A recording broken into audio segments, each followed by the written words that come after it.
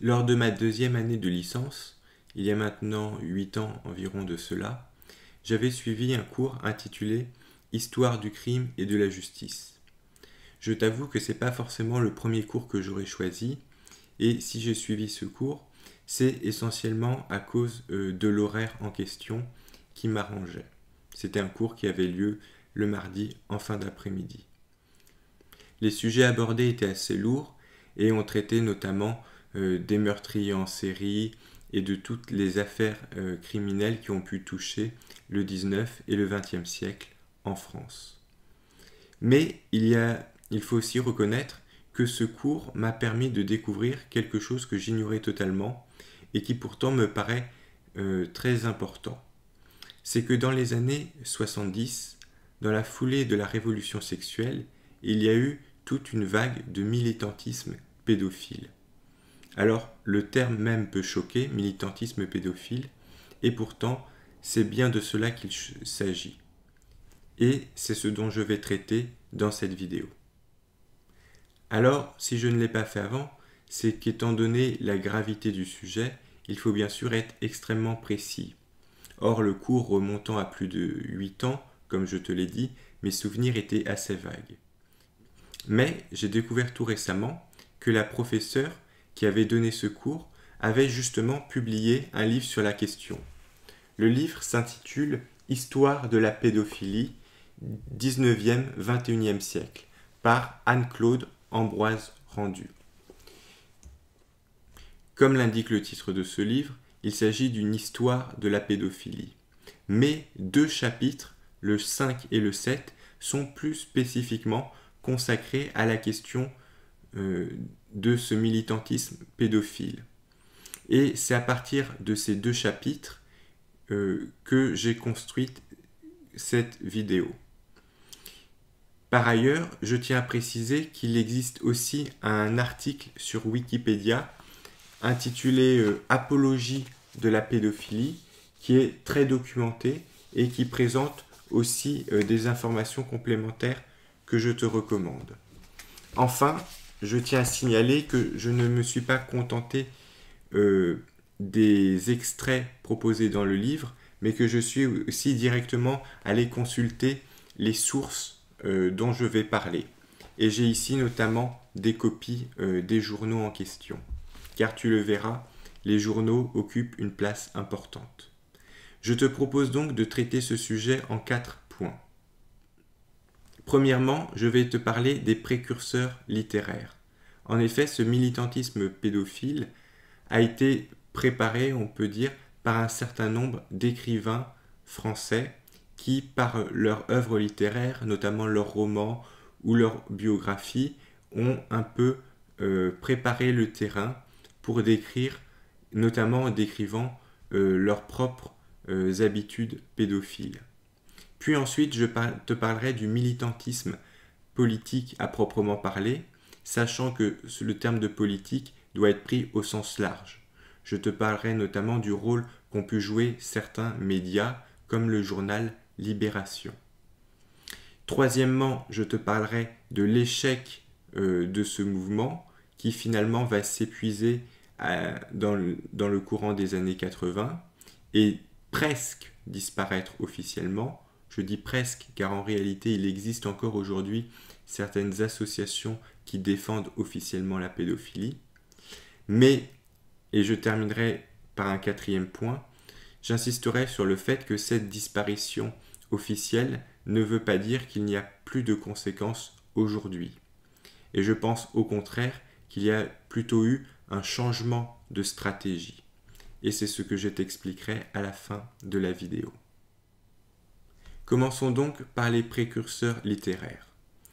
En France, il y a plusieurs écrivains qui ont pris des positions publiques en faveur de la pédophilie. Au début du XXe siècle, tu as notamment Roger Perfitte ou Henri de Monterland. Plus récemment, dans la deuxième moitié du XXe siècle, tu as des gens comme Gabriel Matzneff ou encore Renaud Camus. Mais celui dont j'aimerais surtout te parler, c'est André Gide. André Gide est connu pour ses nombreux romans, qui sont aujourd'hui d'ailleurs disponibles en collection La Pléiade, qui est une collection particulièrement prestigieuse. Or, un des thèmes importants des romans d'André Gide est justement ce qu'on pourrait appeler toute la question des amours interdits, et en particulier de son attirance pour les garçons, les jeunes garçons. Celui-ci commence à exprimer cela dès la fin des années 1890, au départ de manière assez prudente, puis de plus en plus explicite. Un tournant a d'ailleurs lieu dans les années 1920, puisqu'en 1922, Proust publie un livre intitulé Sodome et Gomorrhe, dont le titre est assez explicite, et suite à cela, André Gide publie un ouvrage intitulé Corydon en 1924, où là encore, il se montre beaucoup plus explicite. Mais au-delà des romans qu'il peut écrire, Gide tient aussi une sorte de journal sur de longues années et des récits de voyage. Tu peux les trouver publiés là encore soit dans des éditions séparées, là par exemple tu as les voyages au Congo, au Tchad, en URSS et ses carnets d'Égypte. Tu remarqueras beaucoup l'Afrique, ce n'est pas un hasard, je vais t'expliquer pourquoi. Mais tu trouves aussi son journal qui est édité, là encore, donc en Pléiade, donc dans une collection de luxe, sachant que cela fait plusieurs milliers de pages. Or, dans ce journal, André Gide ne cache pas son attirance pour les jeunes enfants. Alors, c'est essentiellement la tranche d'âge avant la puberté. Il dit par exemple 13-15 ans, mais il faut savoir qu'il peut descendre plus bas. Il décrit par exemple une fois son attirance pour une jeune fille de 8 ans. D'après son propre témoignage, sa première expérience pédophile est arrivée en 1893 lors d'un voyage en Afrique du Nord et avec un jeune garçon arabe. Cela n'est pas du tout un hasard car c'est un thème qui revient assez régulièrement et en fait André Gide fait beaucoup ce que l'on pourrait appeler aujourd'hui du tourisme sexuel. C'est-à-dire qu'il va dans des pays plus pauvres pour rencontrer justement de jeunes garçons. Il fait cela en Afrique du Nord, Égypte, Maghreb, mais aussi en URSS. Souvent, on remarque qu'en Afrique du Nord, les garçons qu'il rencontre s'appellent Ali. Alors il est assez probable, d'ailleurs vu le nombre de Ali, que ce ne soit pas leur véritable nom, mais simplement un surnom que leur donne André Gide. J'aimerais d'ailleurs à ce propos te lire un extrait relevé par Anne-Claude Ambroise Rendu, page 128. Voici ce qu'elle écrit. En 1972, François Fonvieille-Alquier, ancien rédacteur à Libération et qui fut proche du Parti communiste, se gausse du reste de ce néocolonialisme sexuel, mais la moquerie demeure sans écho. 2 points. Et là, elle cite ce que dit François Fonvieille-Alquier. Quand les éditeurs de Gide firent établir l'index des non-cités dans le journal, on eut du mal à s'y retrouver parmi tous ces Ali qui avaient connu les faveurs du maître. Ainsi, ces Ali furent-ils identifiés par les lieux où Gide les avait croisés. Ali de Blida, Ali de Sousse, Ali de Luxor. Peut-être même, Ali n'était-il pas vraiment leur prénom, mais une sorte d'appellation commode, la marque de leur condition de prostituées d'occasion. Ces Ali, Gide s'attendrit sur leur misère et la pitié le rendra généreux. Mais il va tirer profit pour son plaisir de cette misère qu'il déplore et dans laquelle il va recruter ses amants. Fin de citation. J'ai voulu te lire cet extrait car il me semble que l'auteur a parfaitement cerné ce qu'on peut qualifier vraiment cette hypocrisie qui anime André Gide et un certain nombre de personnes de ce même milieu qui, tout en prétendant déplorer la misère et vouloir lutter contre, vont en réalité profiter de cette misère, car tu l'auras compris, c'est Ali sont des gens pauvres et André Gide se sert de sa richesse, de sa position pour finalement assouvir ses propres passions, donc ses désirs sexuels.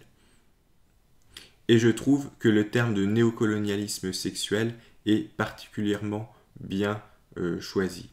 Et donc on voit que ce que fait André Gide là, c'est vraiment du tourisme sexuel qui continue à être abondamment pratiqué par de nombreux pédophiles occidentaux qui vont profiter de la misère d'autres personnes dans des pays pauvres pour les exploiter sexuellement. Cela se fait beaucoup actuellement en Afrique du Nord, mais aussi dans certains pays asiatiques comme la Thaïlande. Je n'insiste pas là-dessus, mais je signale juste que le succès littéraire d'André Gide l'a finalement toujours protégé et qu'il n'a jamais été inquiété pour tout cela. Précisons même qu'en 1945, le général de Gaulle avait proposé de lui accorder une place à l'Académie française, ce que je trouve personnellement très scandaleux. Pour terminer cette première partie, j'aimerais simplement te lire une citation d'Anne-Claude Ambroise Rendu qui résume bien, à mon avis, la situation. Page 112, je cite. « La littérature des années folles a fait sortir la relation sexuelle entre un adulte et un enfant du périmètre interdit de l'immoralité, de la violence et de l'abus, pour la faire entrer dans celui du désir, du plaisir et de la sensibilité. L'achèvement du processus de déchristianisation et l'influence diffuse du freudisme ne sont pas étrangers à cette recomposition de la vision littéraire des relations sexuelles entre adultes et mineurs et à la reconnaissance par les auteurs de leurs amours pédophiliques. La possibilité d'avouer une forme d'anormalité sexuelle, aveu déjà fait par Marcel Proust, tient évidemment à cette influence de plus en plus prégnante des sciences du psychisme, dont la psychanalyse, qui modifie sensiblement l'attente des lecteurs les plus instruits. Je trouve que cette citation est intéressante car elle met bien en valeur le rôle que peut jouer la littérature pour la diffusion des idées. En effet, nous baignons constamment dans la culture et la littérature, notamment à cette époque, est un des grands vecteurs qui nourrit cette culture. Or, cette culture façonne notre façon de penser et nous influence. Et on peut dire que les idées, parallèlement au champ proprement politique, la littérature est un puissant véhicule pour amener de nouvelles idées et faire évoluer les mentalités. Et on voit ici que certains écrivains ont essayé justement d'utiliser ce véhicule pour modifier notre perception de ces questions autour de la sexualité. J'en viens donc maintenant à ma deuxième partie, l'engagement politique à proprement parler. Alors, cet engagement commence à la fin des années 50, au début des années 60, au départ surtout aux Pays-Bas et un peu en Allemagne de l'Ouest. Parmi ces militants, il y en a surtout deux dont il faut retenir les noms, Eduard Bronkersma et Fritz Bernard. Le premier sera d'ailleurs sénateur. Il participe notamment à un groupe, alors c'est un nom néerlandais donc je vais te le traduire en français, qui s'intitule l'Association néerlandaise pour la réforme sexuelle. Le but de cette association, comme l'indique son nom, est de faire évoluer nos conceptions de la sexualité. Mais au départ, cette association est assez réticente vis-à-vis de la pédophilie. C'est seulement à la fin des années 60, dans la continuité de la révolution sexuelle de mai 68, que les choses vont évoluer et qu'un groupe d'études de la pédophilie va officiellement être constitué. Ce groupe va produire un rapport en 1972 intitulé « Le sexe avec les enfants », dans lequel il va proposer une vision positive de la pédophilie. Et le 22 juin 1979, donc 7 ans après, ce même groupe va proposer une pétition va déposer une pétition auprès du Parlement et du ministre de la Justice pour tout simplement légaliser la pédophilie. On voit donc que cela se traduit par des actions politiques concrètes. Il faut noter que cette demande de légalisation de la pédophilie, qui ne va pas aboutir, mais va être reprise dans le programme de certains partis politiques. Avant de te parler de cela, il faut signaler qu'entre-temps, d'autres associations sont créées dans différents pays occidentaux, que ce soit en Allemagne, en Australie, dans les pays anglo-saxons et notamment aux États-Unis. Il y a une association particulièrement importante qui est la NAMBLA, alors c'est son nom américain, North American Man-Boy Love Association. Et si je t'en parle, c'est parce qu'elle existe encore aujourd'hui. Et donc cette association est peut-être la plus importante et toutes ces associations en fait vont s'inscrire dans le mouvement des revendications homosexuelles. Alors, dire cela aujourd'hui peut paraître un peu tabou et délicat, mais il faut savoir qu'à cette époque, le combat pédophile s'inscrivait en fait était vu comme une partie du combat homosexuel et était justement accepté comme tel. En France, il y a justement une association qui est créée en 1971 et qui s'intitule le Front homosexuel d'action révolutionnaire, FHAR. Puis ensuite, le Front de libération des pédophiles. Alors ce n'est pas une plaisanterie, c'est vraiment un front de libération des pédophiles. Et en fait, le terme de libération est une référence au journal Libération, puisque ce front, en fait, est créé par des lecteurs de Libération qui vont publier une annonce dans ce journal avec même les objectifs de ce front de libération. Puis, ensuite, il y a un groupe, une autre association qui s'appelle le groupe de recherche pour une enfance différente. Donc, enfance différente étant un euphémisme, en fait, derrière lequel se cache l'idée de pédophilie. Donc, ça s'appelle le GRED. Ils vont publier un petit journal intitulé Le Petit Gredin. Et ce groupe va être membre du comité d'urgence anti-répression homosexuelle, le CUARH, et de l'IGA, l'International Gay Association.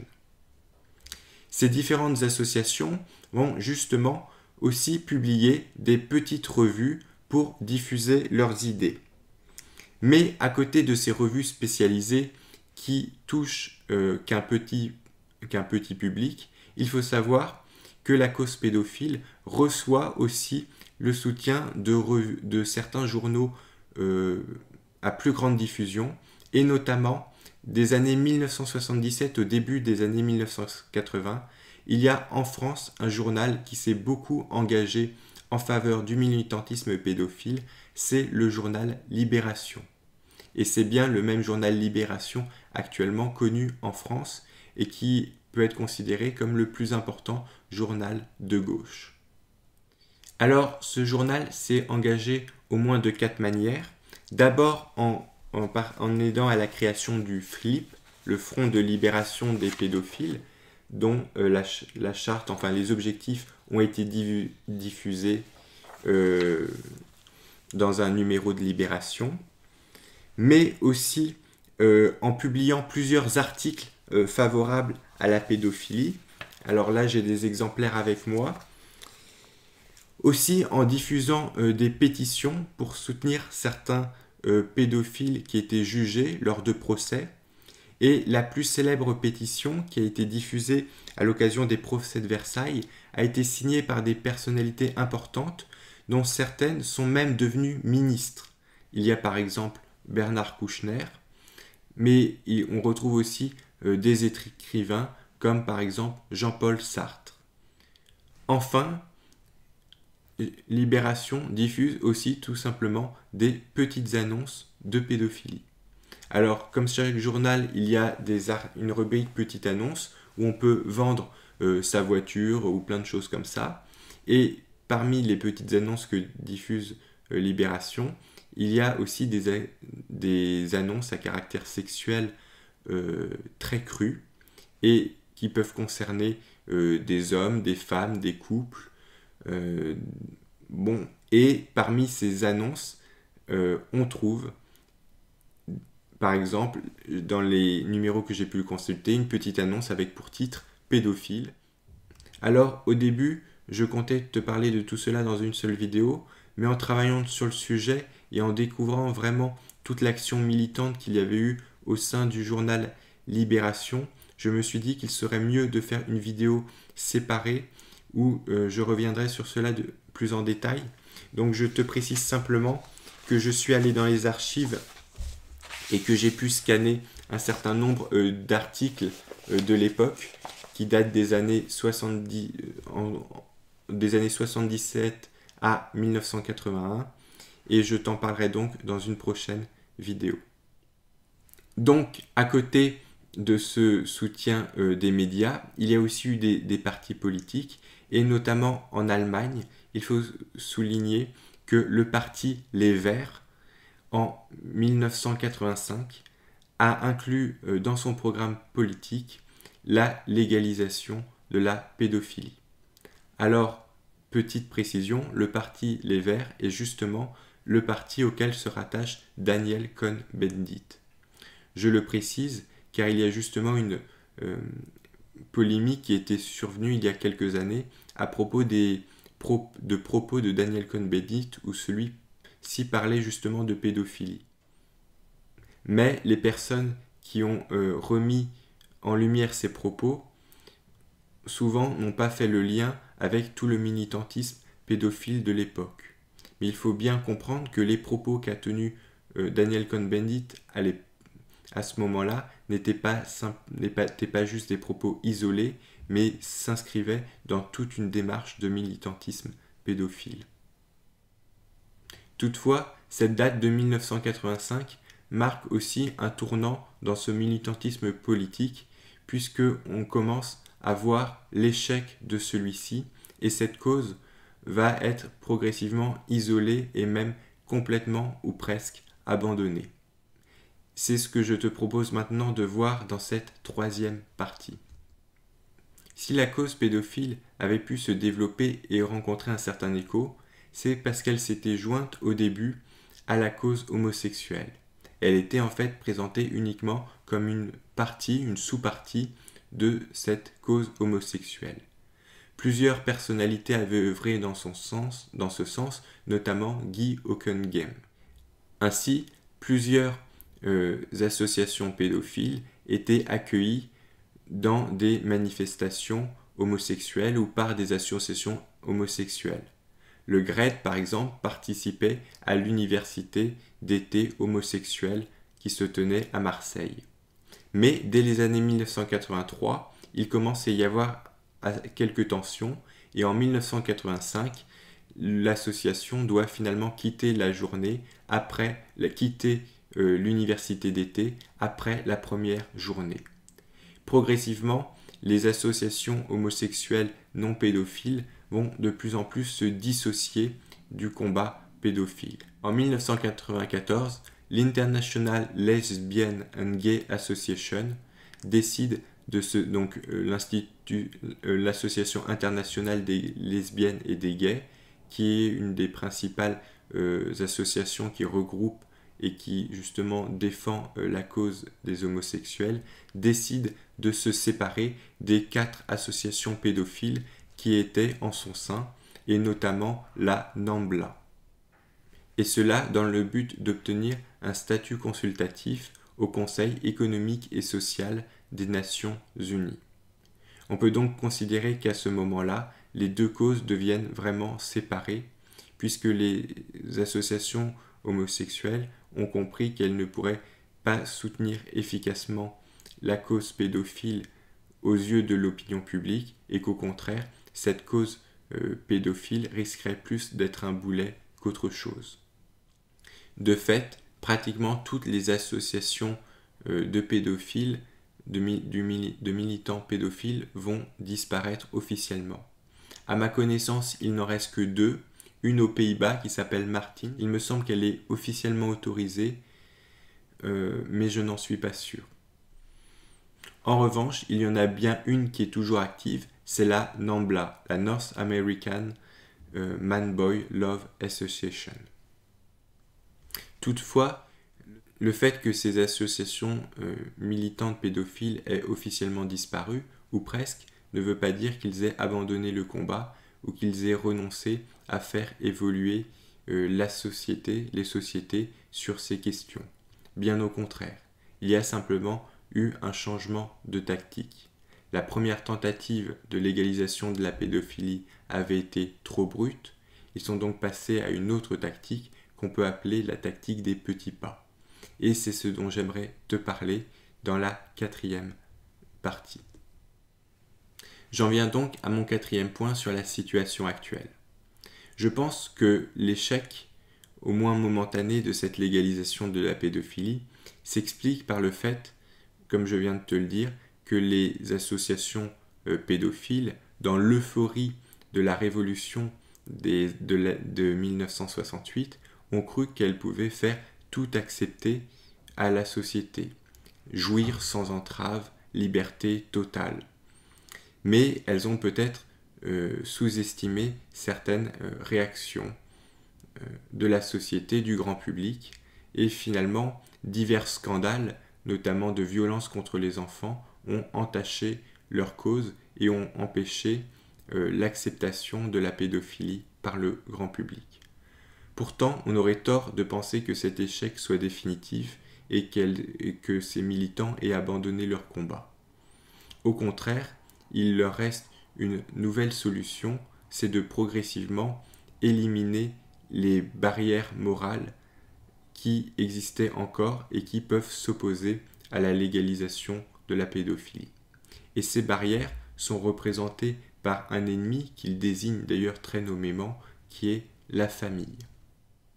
Cette famille est en effet ce qui reste encore de la morale chrétienne traditionnelle dans des sociétés largement déchristianisées. Pour faire accepter complètement une liberté sexuelle telle qu'ils la conçoivent, une liberté sans entrave, il faut donc définitivement abattre cette morale chrétienne traditionnelle issue de la Bible. Il me semble d'ailleurs qu'il y a une expérience qui illustre bien cette stratégie des petits pas. Alors, j'en ai entendu parler, mais je ne l'ai pas reproduite. Il s'agit de mettre une grenouille dans de l'eau. Si tu chauffes progressivement l'eau, eh bien, tu fais progressivement augmenter la température, la grenouille va rester dedans, quitte à finir ébouillantée. Par contre, si la température monte d'un coup, si tu mets la grenouille directement dans l'eau chaude, elle va tout de suite sortir. Eh bien, il me semble que cela illustre exactement ce qu'il s'est passé. En voulant d'un coup légaliser la pédophilie, les militants ont créé une situation, un rejet de la part de la société qui n'était pas prête à cela. Mais maintenant, ils ont changé de tactique et préparent petit à petit la société à la remise en cause de toute la vision traditionnelle de la sexualité héritée du christianisme. Et en acceptant ces petits changements au fur et à mesure, c'est comme l'eau qui monte petit à petit, eh bien la société pourra finir par tout accepter, y compris la pédophilie ou la zoophilie, dont je te parlerai dans une autre vidéo. Pour terminer, j'aimerais justement revenir à l'auteur que j'évoquais tout au début, André Gide. En effet, il y a un point que je ne t'ai pas précisé, c'est qu'il est d'origine protestante. Il a donc été élevé à l'origine dans une famille avec une éducation chrétienne, mais dont il va finalement se séparer. J'aimerais te lire un extrait d'un de ses livres où il raconte justement la manière dont il quitte la foi chrétienne. Et cela se passe justement avant son voyage où il va s'adonner ensuite à ses plaisirs pédophiles. Le texte que je vais te lire est extrait d'un livre intitulé « Si le grain ne meurt », qui est une référence à une parole de Jésus. Je te lis donc cela. Au nom de quel Dieu, de quel idéal me défendez-vous de vivre selon ma nature? Et cette nature, où m'entraînerait-elle si simplement je la suivais? Jusqu'à présent, j'avais accepté la morale du Christ, ou du moins certains puritanismes que l'on m'avait enseignés comme étant la morale du Christ. Pour m'efforcer de m'y soumettre, je n'avais obtenu qu'un profond désarroi de tout mon être. Je n'acceptais point de vivre sans règle, et les revendications de ma chair ne savaient se passer de l'assentiment de mon esprit. Ces revendications, si elles eussent été plus banales, je doute si mon trouble en eût été moins grand. Car il ne s'agissait point de ce que réclamait mon désir, aussi longtemps que je croyais lui devoir tout refuser. Mais j'en vins alors à douter si Dieu même exigeait de telles contraintes, s'il n'était pas impie de regimber sans cesse, et si ce n'était pas contre lui, si dans cette lutte où je me divisais, je devais raisonnablement donner tort à l'autre. J'entrevis enfin que ce dualisme discordant pourrait peut-être bien se résoudre en une harmonie. Et à la page suivante, il explique comment il a trouvé cette harmonie. Ce fut, je crois, bien ma première aspiration vers ce qu'on appelle aujourd'hui le classicisme. À quel point il s'opposait à mon premier idéal chrétien. C'est ce que je ne saurais jamais assez dire, et je le compris aussitôt, si bien que je me refusais d'emporter avec moi ma Bible. Ceci, qui peut-être n'a l'air de rien, était de la plus haute importance. Jusqu'alors il ne s'était point passé de jour que je ne puisasse dans le Saint-Livre mon aliment moral et mon conseil. Mais c'est précisément parce que cet aliment me semblait devenu indispensable que je sentis le besoin de m'ensevrer. Je ne dis pas adieu au Christ sans une sorte de déchirement, de sorte que je doute à présent si je l'ai vraiment quitté. Voilà, ici André Gide nous partage son expérience et il nous explique tout simplement qu'avant ce premier voyage en Afrique du Nord, où il se livrera justement à ses premières expériences pédophiles que j'évoquais au début de la vidéo, eh bien son acte, c'est justement de pour la première fois de sa vie, partir sans sa Bible. On a là symboliquement, je trouve, vraiment l'abandon de la Bible et l'abandon du Christ. Je conclus donc là-dessus et je te dis à bientôt pour une prochaine vidéo.